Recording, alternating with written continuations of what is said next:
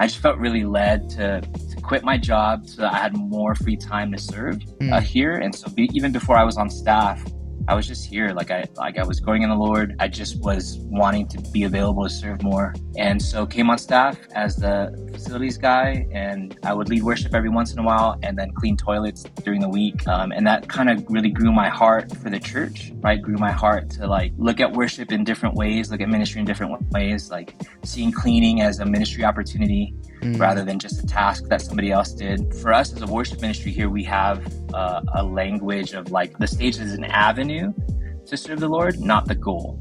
So the stage is never the goal to serve the Lord.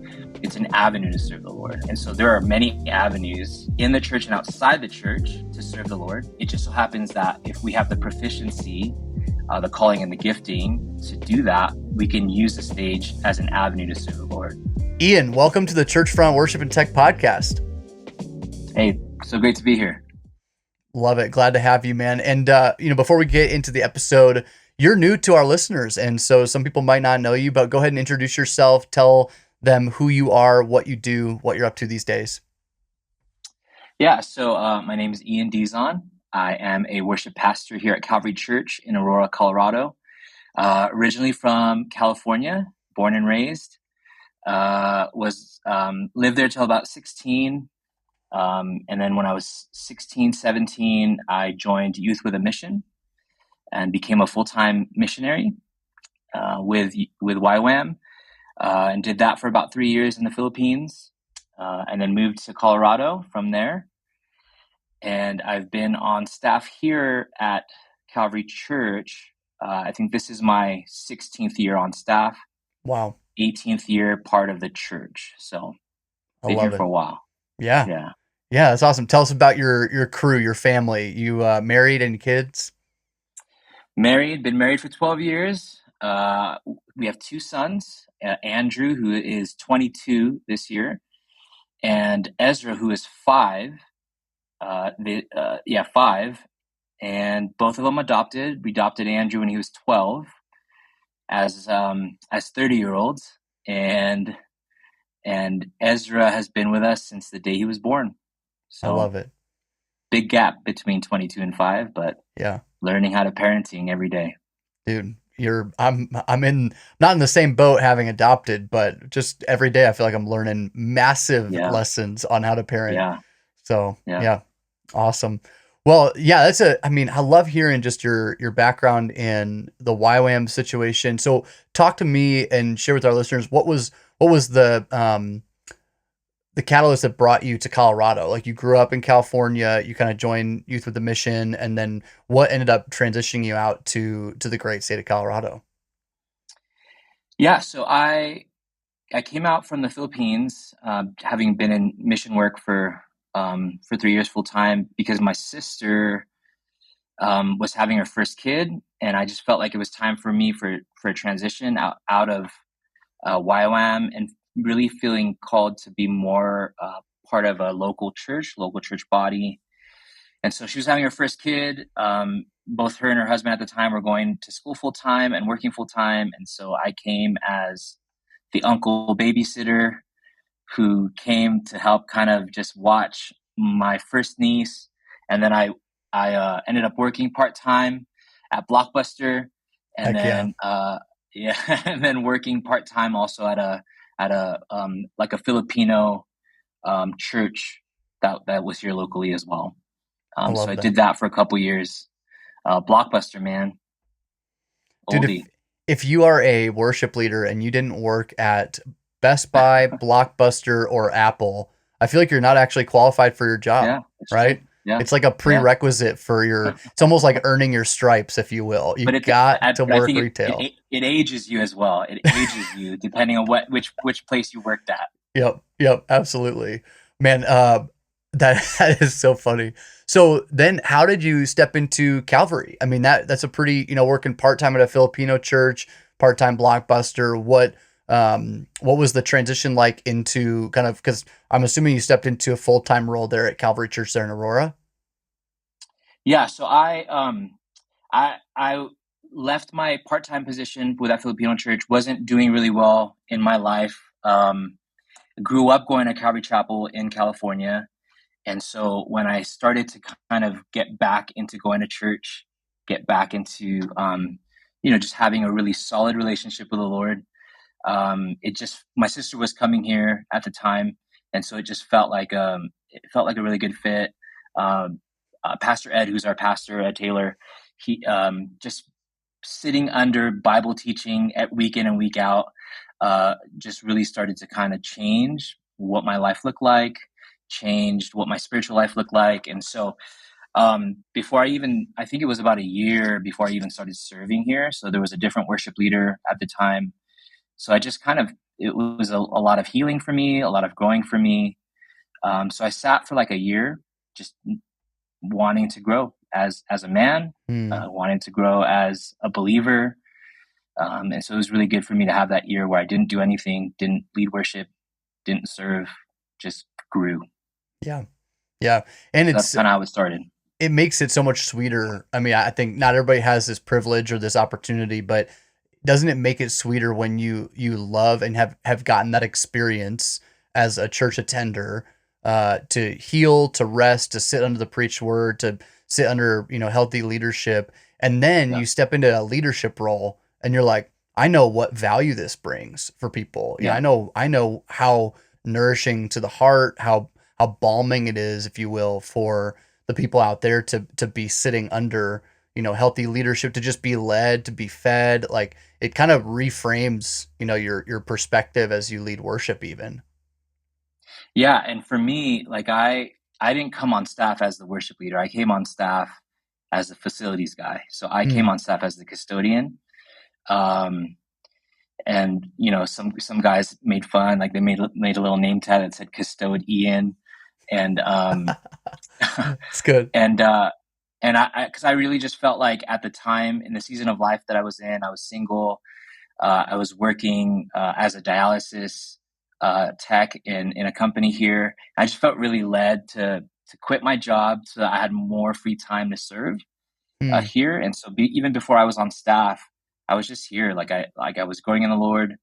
Um, Leadership was really pouring into me, and so I came when I left that job. I didn't come on staff immediately. I just was wanting to be available to serve more, and so came on staff as the facilities guy, and I would lead worship every once in a while, and then clean toilets during the week. And that kind of really grew my heart for the church, right? Grew my heart to look at worship in different ways, look at ministry in different ways, like seeing cleaning as a ministry opportunity Mm. rather than just a task that somebody else did. Yep. Really, really kind of, I think it formed the way that I saw what ministry was really like, and really informed the way that I lead worship and lead the team that we have here, in terms of like, we're here to serve the people in any way that we can. We're on the stage for a short period of time. So what does that look like to actually serve the people the rest of the time that they're here, to serve the church the rest of the time that they're here? And so it really is kind of a mindset to serve people, and not songs, not just Mhm. music, but to really be here to serve people. Where did you that characteristic and that kind of heart posture in ministry? I hate to say it, but is pretty rare. Like, I mean, I think a lot of Mm. times you experience worship leaders who are in it for a stepping stone into some other, executive or associate pastor role, or they're trying to kind of build a big team, that kind of stuff. Where did you pick up that servant leader posture? Like, did you see it from somebody? Was it time in the word? Fill me in on kind of what was the most impactful, piece to you kind of adopting that character mindset. Yeah, I think it does start with our leadership here. I remember before coming on staff, I would see Ed out in the parking lot picking up trash. You know, I would see him mopping the floors with the rest of the pastors, even before I was on staff. So there was already a culture from the top down here, where we are here to serve the people in any way that we can. And then just growing up in the church, and then being a missionary full time in the Philippines. And the YWAM model was, you paid them to work for their organization, right? And so you raised money, And so I think that was kind of already built in me. Like we just do what we can with what we have. And so for us as a worship ministry here, we have a language of like the stage is a venue, or not, the stage is an avenue to serve the Lord, not the goal. Like, so the Mm, stage is never the goal to serve the Lord. It's an avenue to serve the Lord. And so there are many avenues in the church and outside the church to serve the Lord. It just so happens that if we have the proficiency, the calling and the gifting to do that, we can use the stage as an avenue to serve the Lord. But it's never the goal. Like, even for me, I would much rather be on the back end of things. Like, mm, if I could run AV and never be in the public eye and serve the Lord that way, I'd much rather do that, yeah. because there's less. I feel like there's less responsibility that way. Um, and so yeah, I think the language that we have is the stage is an avenue. It's never the goal. So if we're here and we're early and trash needs to get picked up, like, we can do that before we, pick up our instruments and lead songs. It's really good. And I want to point out, I mean, Calvary Chapel Aurora is not a small church. It's not, we're talking, how many would you say you see on a weekend of services?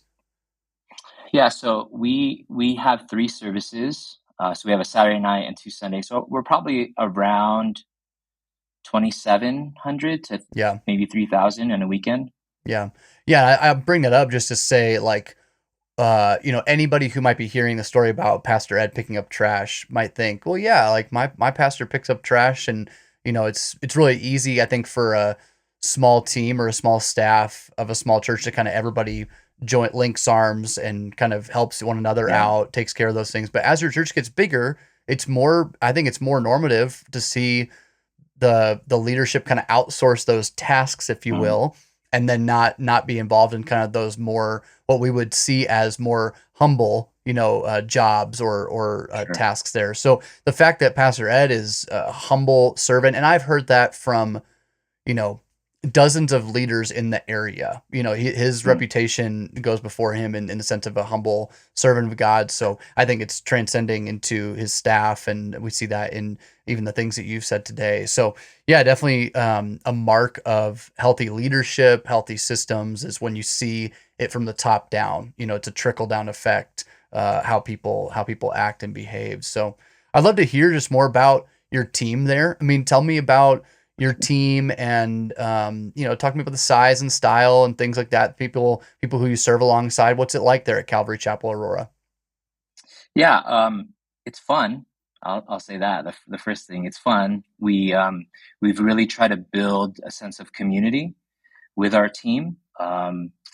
Again, language for us is being before doing. So if we're gonna do something, it has to come from a place of, well, that's just who we are, and so we really try to build a sense of community, a sense of desiring to live life together.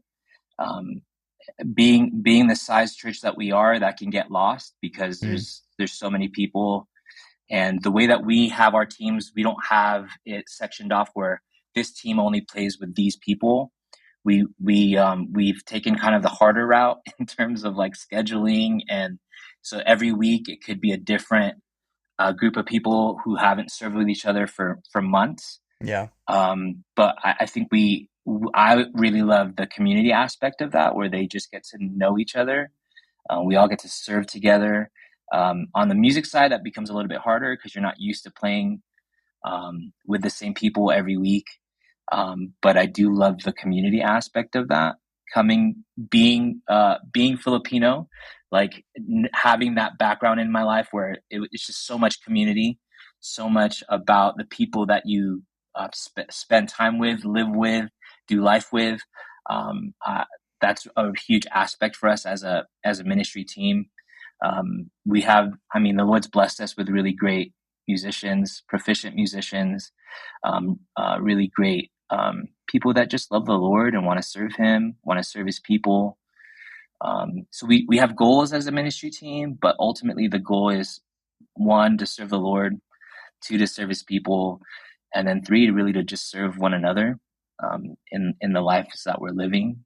Life is stressful, it's messy, it's busy, Yeah. and if we can't enjoy doing that together, um, then I think that translates on the stage too. That we can just be these musicians that play music, um, But I would rather have people that I could trust to babysit my 5-year-old, you know, That's right. who I could say, for my son who calls most of the people on the team, if they've been around a while, he'll call him uncle or aunt, right? Like that's just the style that I like to kind of have Yeah. in terms of the way that I live my own life. And so, they're people that are in his life. So that's kind of how we run ministry here. I love the community aspect of it. I want to be able to serve the people that I serve with. I want to serve them. I want them to be able to serve my family. I want us as a community to be able to serve our church community. And I think that all starts with being able to enjoy being around each other. Yeah. You and I kind of talked a little bit before we hit record. I'll throw you a curveball and say, Sure. you're speaking about this, and I'm hearing your heart for what you mentioned previously, which is like the idea of hospitality as a worship leader. So Yeah. speak to why you think hospitality is so important as a worship leader. Yeah. I think the importance of hospitality in that sense is like we if you want to use the illustration of like a dinner meal, like our role is to set the table, right? Like we can be a part of preparing the meal, we can be a part of giving options, but we really are those that are setting the table. And I love going to restaurants, I love going out to eat, and I can always tell people that love what they do in terms of being a server, and I can tell when someone's just not really into it. And I want to be someone that's known for really enjoying being a part of the experience at the table. And so I think hospitality. Um, there's this quote by Henry Nouwen that I love, and I want to read it real quick because I don't want to botch it. Yeah, do it. But it's out of his book called Reaching Out, and it says this. There's a whole passage that I love, but I'll just read this part. It says, "Hospitality is not to change people, but to offer them space where change can take place." And I think that's what our worship services are. Like our role isn't to change people. Um, Even the songs that we offer to the Lord for any given service is just creating space for people to encounter God. Like it's not I'm not up there to change people.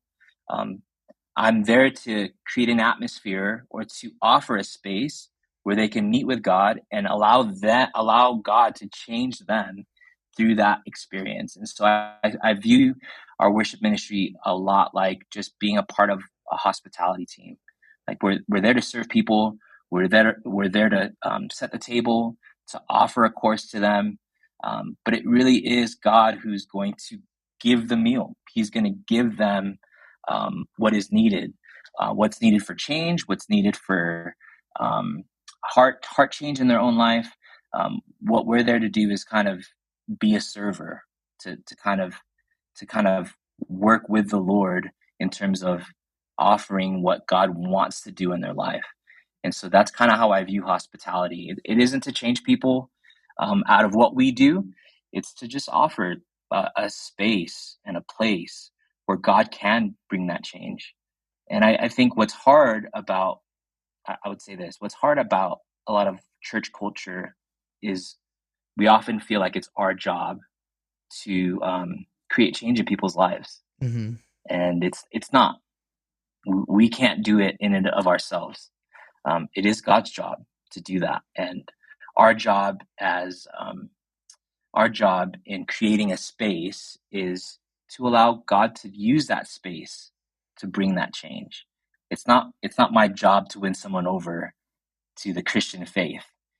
It is my job to reveal who God is, and then to say, "Behold Him." this is who creates change.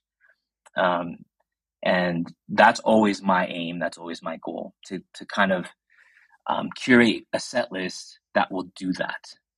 Yeah. That's super helpful perspective, and I think will be good insight for some listeners who, either don't have great mentorship in their lives, kind of guiding them toward what their role is. I know a lot of our listeners are just, faithful servants of the church who are working full-time jobs, but they help lead Yeah. worship on the side. And sometimes there's maybe a fog or a lack of clarity on like, what is it I feel like I plan sets, I feel like I lead music, but like, what is that end goal of the Sunday morning gathering? And so I appreciate you speaking into that. I would wonder if you could break down, even teaching our audience, maybe what are some of the ways that people can create those hospitable environments, or even structure your sets in a way that would invite people to experience God in that way? Because we can use that language, we can talk about that, but I bet there are some people kind of saying, okay, how would I go about that? Like, what's my first step as I aim towards that serving, presenting, hospitable posture, pointing toward God during the gathering? Yeah, I think so. We don't use this language, but we use these principles. So like invocation, benediction, just thinking through like, what is my invitation? Like if I start off with a song that's like super upbeat and then have a space in the middle to transition to a more mid-tempo, slower song, how do I transition that? And then what am I saying in that? And so I will write things down, and then just as if I'm going to teach like a Bible study, I will write things down and then just try to memorize what I want to say, so Mm, that it's not just something that I have in my mind, but it's in my heart, so that in the moment it can be a little bit more spontaneous, but I've memorized the heart of what I'm wanting to invite people to. And so a lot of it will just, even if it's a responsive thing, like, hey church, we just invite you to lift your hands this morning as we desire to honor the Lord, or as we want to say we surrender to whatever he wants to do today. So I will have that out. If there's a psalm that goes with that, a Bible verse that goes with that, um, you know, if it's saying like, I would have lost heart unless I believed that I would see the goodness of the Lord in the land of the living. Wait mhm. upon the Lord, be of good courage, and he will strengthen your heart. Wait, I say, on the Lord. Just reading that scripture, having it on my iPad, and then just giving the invitation. Hey, if you're coming this morning and you just need to, there's something in your heart that you need to surrender to him, would you do that right now? Would you just do business with the Lord? You can do that. You can take a posture of lifting your hands.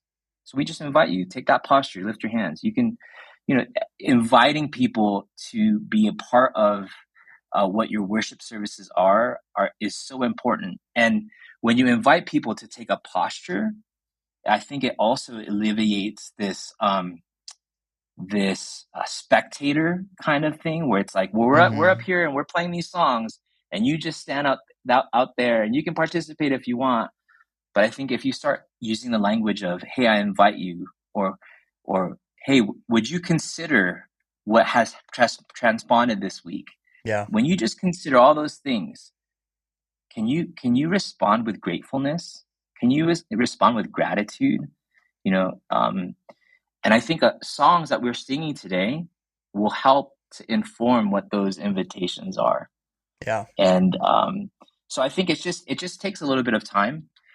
For me, I want to be prepared, so I tell our worship leaders too, like, write it down during the week, um, so that so that it can still be spontaneous in terms of like what you actually say, but the heart of what you're wanting to say is already there. So if you've written it down, you've kind of been meditating on that. So you're not just standing up there with uh, like, what do I say next? Yeah. It's there. It's already there. You've written it down. There's a passage in the Bible that you've been meditating on. Um, so in terms of invitation or invocation, like, those are the things that I really want to um, I really want to help facilitate in our church services. My biggest pet peeve for worship leaders, and I tell our worship leaders, please do not ever do this, is when you start a church service and say, hey, how are you guys doing this morning? Or hey, how are you guys doing today? That is my biggest pet peeve. Because the reality is, what if they're having a horrible week or a horrible day and you've just reminded them of that? Yeah. And so it really doesn't take much to just say, hey, church, it's so great to be with you this morning. Isn't the Lord so good? This is what God's word says, right? And then just remind them of God's faithfulness. Remind them of God's mercy. This is what the Bible says. His mercies are new every morning. Great is his faithfulness. And so let's consider that, and let's sing these songs as we are stirred by that. So it's just I know it doesn't take much to do those things, but it does take effort. Yeah. It does take some thought to just think differently about how we use our time in singing together. And so the principle of invocation, benediction, how are we sending them off to the week?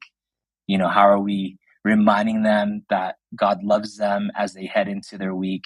I think is really important as a believer. Like for me, it's important. Like I want to remember. Like it's Friday today, and so there are things that I want to remember as a believer. Well, God is so faithful. He's so patient. He's so kind to me. Like I need those reminders. Mm-hmm. I think what you are saying is important.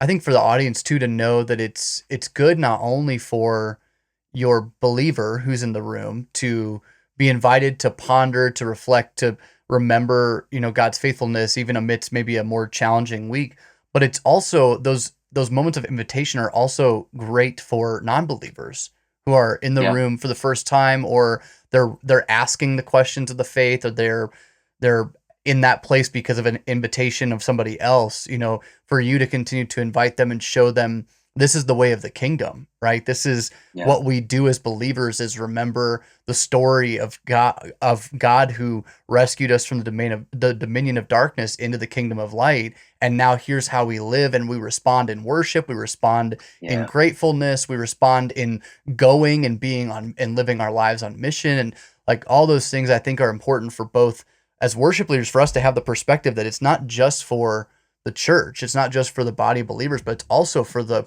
lost soul, the one who's looking for what that looks like. They're asking those questions. So before we continue on with the video, I want to tell you about our sponsor, the Churchfront Live Conference. It's a 2-day conference with keynotes and breakout sessions on topics like worship tech, worship theology, musicianship, and leadership. It is a great way to network with other like-minded ministry leaders in the Churchfront community. The sooner you purchase your Churchfront Live tickets, the greater the discount you will get with the early bird discount code. So head on over to churchfrontlive.com, use that early bird discount code at checkout, and I look forward to seeing you at the conference. Now let's get back to the video.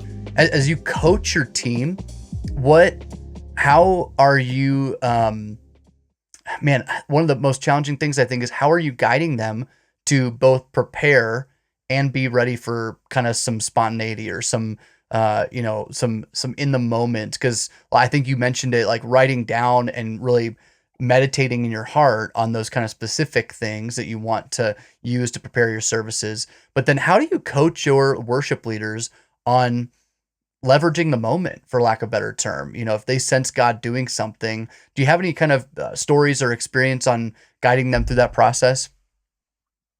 Yeah. So I think, that's a huge question, actually. It is a huge question. So I've made a commitment with our team to have I'm not administrative by nature. Okay. So spontaneity comes a lot more natural to me, which is, spontaneity isn't being natural. Sure. But I'm more of a shoot from the hip kind of guy. And so I've committed though to our team to schedule out 2 months in advance. And then our set list is out 2 weeks in advance. So people have time to practice. Yep. People have time to take ownership of those things. And I will typically say, hey, if even 2 weeks in advance, this is our set list, but I'll remind them, hey, there's always room for something to change within the next 2 weeks. But then also when we get together for our rehearsal, I'll just share with them, these are the things that have been going on in my own heart. These are the things that I've meditated on, even up to like, if we're praying before service, like we pray 10 minutes before service as a team. And if I feel like something's going to change there, like I'll just try to give them as much preparation. And then I also really challenge them, like proficiency is key for all of us. So the more proficient we are, the more that we don't have to feel stuck to a click. It's good. So if you know your family chords for every chord structure, every chord progression, it's only going to enable us to do more. That's right. So that's always something that we want to encourage our team on. Like, if you can, we don't get stuck to a chord chart. Memorize a song, if you can. Don't get stuck to listening for cues in your in-ears. Kind of know where we're going by what you're hearing in terms of the song.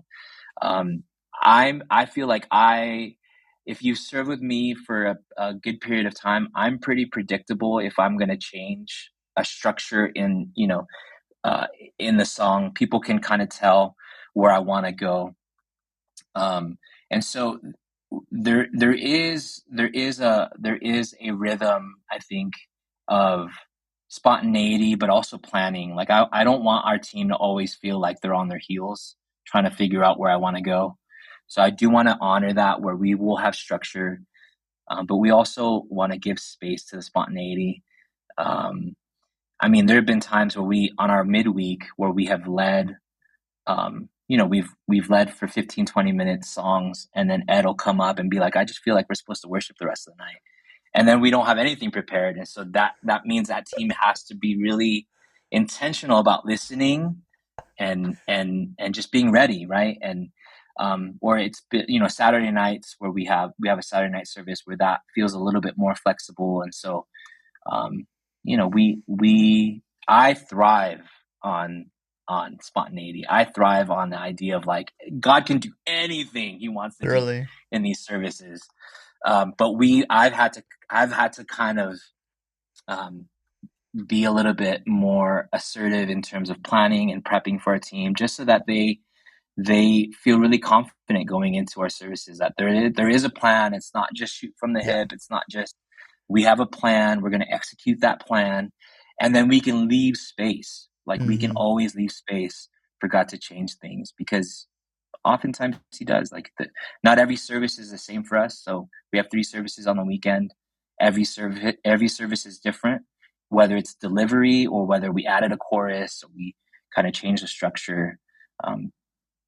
Every service is different because there's a different group of people coming that need ministry. Yeah. There are people listening right now that are having heart palpitations because of the thought of their pastor coming up saying, I think we just need to worship, and having nothing planned. There are people listening that is creating extreme anxiety in. I love it. Right. Like you as a worship leader thrive under that, and you as Ian thrive under that because you see the opportunity. That's kind of I would assume that's kind of your background, is that's being aware of those moments and how to just be dependent on the Lord and move where he is moving. How do you handle your team members, who I'm sure it's compiled of different personalities? So is there a way that you prep them for how to be ready for, do you put a backlog of songs like as a backup option? Do you kind of walk them through like, hey, if this happens, because I'm sure it happens more regularly than non, like here's kind of maybe where we'll start as like a kickoff place. Yeah. So that's exactly what we do. Cool. So I just say, we're going to over prepare.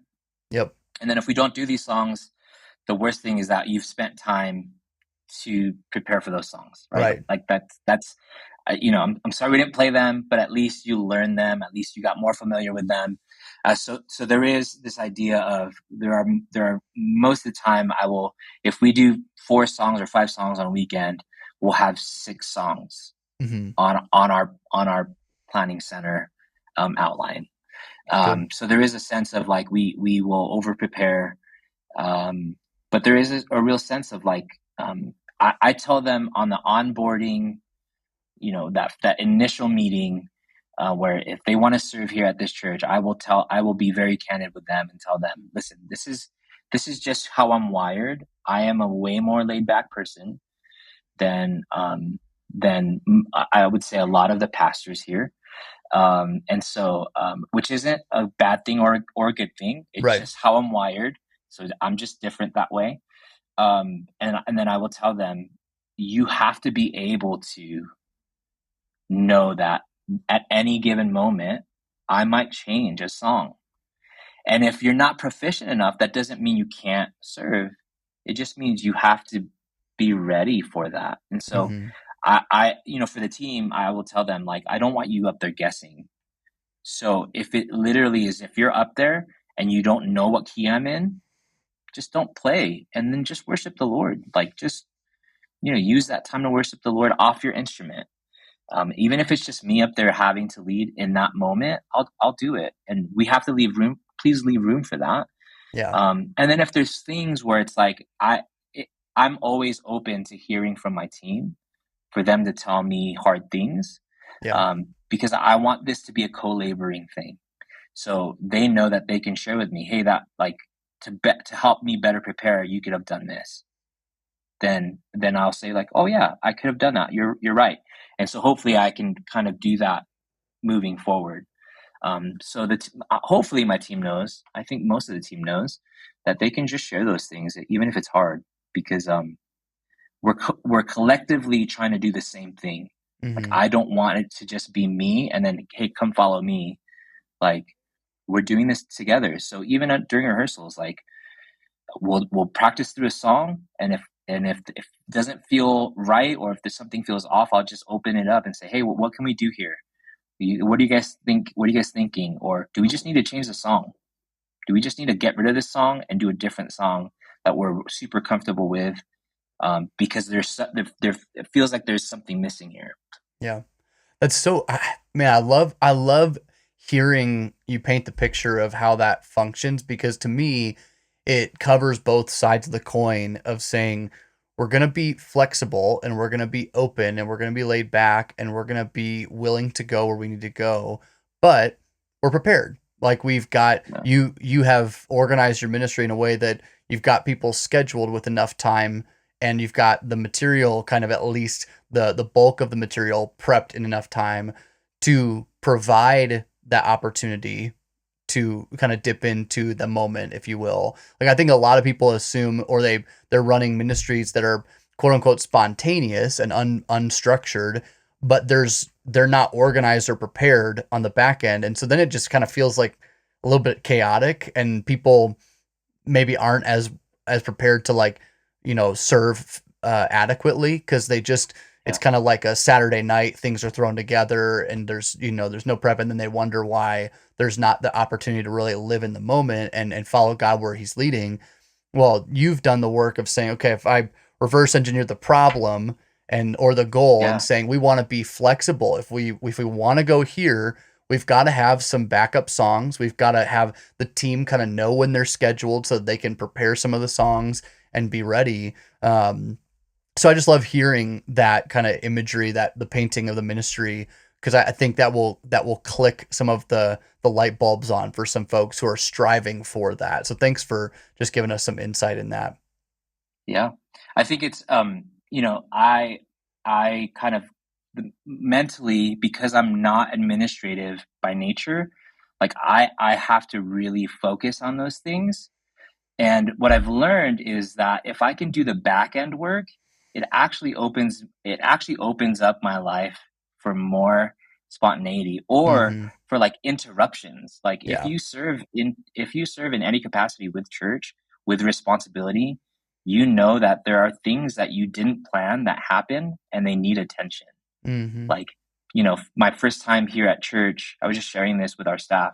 My first time being on staff and having a Christmas service where it was my responsibility, I didn't plan. My plan was like, yeah, we'll just show up 2 hours before, because they're Christmas songs. We should all know them. And then I got here, and I remember seeing someone in the parking lot who his wife had just left him. And the guy needed ministry Christmas Eve. His wife had just left him. The guy needed ministry. I was the only one on staff here. And then I had to choose in that moment, am I gonna forsake this guy who needs ministry so that my team can get the attention, because we only have 2 hours to prepare for this service? Or do I say, listen, guys, here's what you guys can do. This guy needs my attention. And so what I did was like, hey guys, I know we don't have anything planned or prepped yet, but this is what you guys can do in the meantime. And I gave this guy attention until another guy came, to where I can pass him off and then give my time to the worship team. But I learned a really valuable lesson there of like, I need to give as much time to prepare for the worship team so that when these interruptions happen, which are going to happen, there can be space for that, right? So it's not a this or that. It's a both.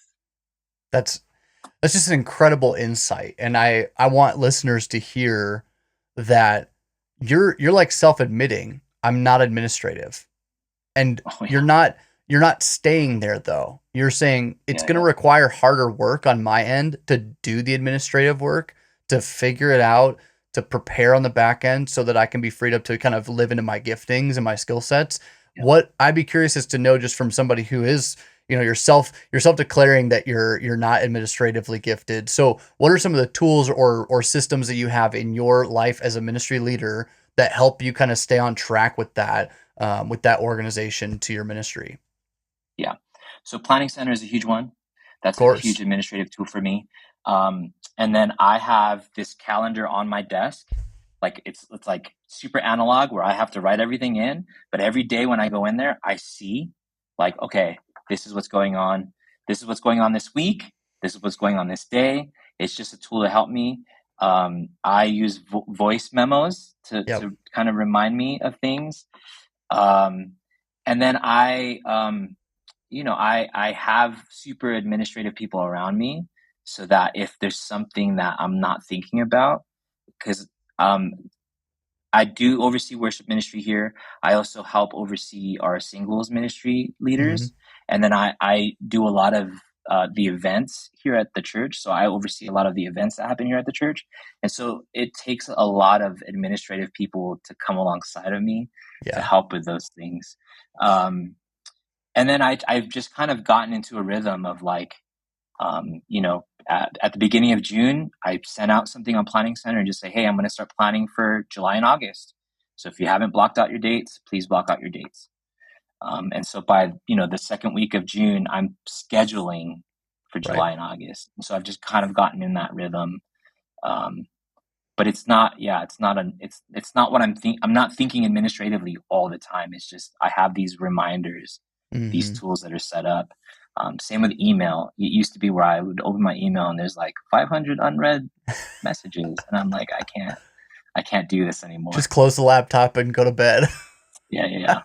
So it's like filing, creating tools for myself that work for me. So, there's not an email in my inbox that is unread, that's read that isn't somewhere that it needs to be. So I've created folders and set up tools for me. But it's challenging. Yeah. I'm curious to know how are you using the Voice Memos app? I like what you said there. I'd be curious to know, how are you using that tool to stay on track or to be effective in your job? Yeah. So if I come up with an idea or if I come up with a set list, I'll just say it like, hey, these two songs would sound really good together. Let's figure out if you could do it. And then I'll leave it. And then when I'm preparing for 2 weeks in advance, I look at that voice memo and I'll just say, oh yeah, I had said I want to do this. Like I have a recurring one, which is like, have a full set list of Delirious songs. So like, I'm still trying to figure that out when we're going to do that. Right. Like to have a throwback of like Delirious song. So that's on my voice memos to like, is this the weekend where I can do that and figure that out? Is this the right team to do that with? So there are all these different things, but it's still there. I haven't erased it because I want to do it. So it's just there. I'm going to come be a part of the team the week that you do that. I want to be on that. I want to be on that team. So fun. That'd be the best. Oh my goodness. Well, I hope listeners are encouraged by that, because you've just found, but in this space, in kind of worship pastors, worship leaders, we're a lot of creative type, we're kind of Yeah. that. If you identify with the Enneagram at all, we kind of lean towards the 4 artistic type personality type, who's maybe less structured, less organized, less administratively gifted. And yet you're saying you've just done the hard work to kind of find simple tools that make sense and work for you, that help you be effective in your job. Yeah. And you're not trying to convert over to like an executive pastor, like where you've got a totally different personality type and organizational system. You just find what makes sense for you. And so I hope listeners are encouraged to go do the same, to not make excuses and then just not do what they're called to do, but to, live into who God's made them to be, build on what they are able to. And so I appreciate you sharing some of your more, a peek behind the curtain, if you will. That's helpful. Yeah. It's super helpful. And I know for my team, it's super helpful. Like Yep. they don't have to guess, Right. and then it's just a standard for them. So people that aren't administrative on my team, like I'm holding them to the same, if I can do it, like you guys can do it. That's right. Because it just takes a little bit of effort, and Yeah. you can get it done. And it's just helpful. Like when I think about these things, what I really think about is not just the people that serve with me on the stage. What I think about is their spouses and their kids. Ooh, So that's if I good. can help them get to a place where they can be fully in the moment for their spouses and kids, so they're not having to like figure out like, am I scheduled, am I not scheduled? Right. Like I want to honor them, because as much as the team on the stage is sacrificing time, their family is sacrificing time, their kids are sacrificing time. And so I want to honor them. I want to honor the people that aren't on the stage, but are having the same commitment. Yeah, that's huge. That's huge. And it's such a pastoral posture, thinking beyond the role that they play on Sunday, and thinking to who, the son or daughter that God has them as. They're a husband, Yeah. they're a father, they're a mother. So that's just a really, really considerate posture there. I want to, spend maybe the last couple of minutes we have together. I definitely want to tell people about the Refresh Conference, because we actually had the ability to be a part of it, and come be a part of the Refresh Conference there at Calvary Chapel, Aurora. This was the first worship one, right? So tell people about the leadership conference that is kind of normative per year, and then tell people about the worship and creative side of it as well. Yeah. So every year we have a conference called Refresh. It's a ministry conference, and it happens in October. So we're having one in October this year. So if you're interested, we just announced we have SEU worship coming out for it. Oh, cool. And then I think we're gonna reveal who the speakers are. But it's for anyone that serves in ministry or has a desire to serve in ministry. So it really is for anyone. And the goal of it isn't to have a bunch of Bible studies, which we will have, but it's really to be refreshed in ministry. And so we'll have Bible, we'll have we'll have teachings, we'll have teaching sessions, some time that is just fellowship. Last year we started, for the first time, we implemented a launch party. And so we cool. turned our sanctuary into an 80s arcade. And so people showed up, and just were able to kind of come in and play video games for free and hang out and eat some cotton candy and just have fun. Yeah. And then our worship conference, which was the first one we've ever done, it's a worship and creative conference. We had it this past March. And the heart behind it was, again, to have this conference where there are going to be some teaching sessions, but it was really to kind of focus on bringing refreshment for people that serve in that space. And really my heart in terms of like leading it was if I can encourage someone to serve the Lord in that space for just, even if it's another year, then it's worth it to have this conference. So it really was birthed from seeing a need of like people being, especially after 2020 and moving on from that, like just knowing that there's such a need for worship leaders and creatives, people that serve in that space, to be really championed. I feel like 2020 was a time where the creatives were needed in terms of figuring out ways to have church outside of a building, figure out ways. The AV team was huge. Like that space was huge in terms of like going online, and so for a lot of churches, going from nothing to having to do everything online, and then not the only time a lot of these people get recognition is when things are going bad.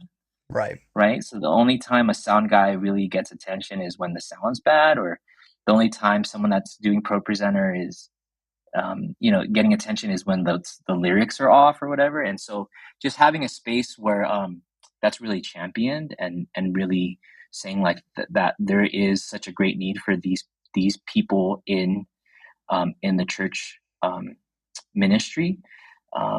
It just was really that. I knew for me how difficult 2020 was in terms of whether it's political things or like racial things, or the division of whether you should close your church or keep your church open. Like all those things were like super, like they just weighed on me. And so just knowing that, going to different conferences where I was like, I don't know if this really encouraged me. I heard more about what side to choose in whatever those divisions were than actual, like, so a lot of it was like soul care. A lot of it was like you are important. A lot of it was like, just let's take some time to really think through why we even lead worship, like why it's important to, why is it important to know why we lead worship? Why is it important for you to create space within your team to have a healthy fellowship, healthy community? So that was a big emphasis for that. And I think it was really evident in my time. It was interesting because I've been to a lot of conferences, and it's normally packing as much as you can into the time, right? It's normally like 2 days, sometimes it's 3 days or a bonus day or whatnot. But a 2-day conference, most conferences just pack it to the brim, like back to back to back. I really saw in your schedule there the moments to just fellowship and to kind of have space. And I talked to a number of leaders while I was there. I just did a breakout there at the conference, but I just kind of interacted, would kind of connect with some people in the hallway and in between sessions. And there's some churches out there dealing with some heavy stuff, and they're coming as worship and tech leaders to this, to this conference, and they're almost like with their people. And so they feel, safe, they feel supported. And so it was encouraging to me that even just in the lobby and in the hallways in between sessions, that people were opening up and sharing some of their, their struggles or their, some of the things that their church was navigating, and just knowing that those brothers and sisters in that place could support one another, pray for one another. And I feel like you have created a unique environment in that conference that is, very unlike other conferences. So I just want to, encourage you that I thought it was a great, especially for a first time, conference of its type. That was awesome to be a part of. I really appreciate you having our team be a part of it. Looking forward to seeing the next couple of years, even down the lines, that grows in popularity. And so definitely check out. Is there a website that people can learn more or stay in tune with the conference if they're interested? Yeah, I think if you just go to our church website, there's a tab there for Refresh Conference. Cool. Yeah. Cool. And it's just calvaryco.church. Sweet.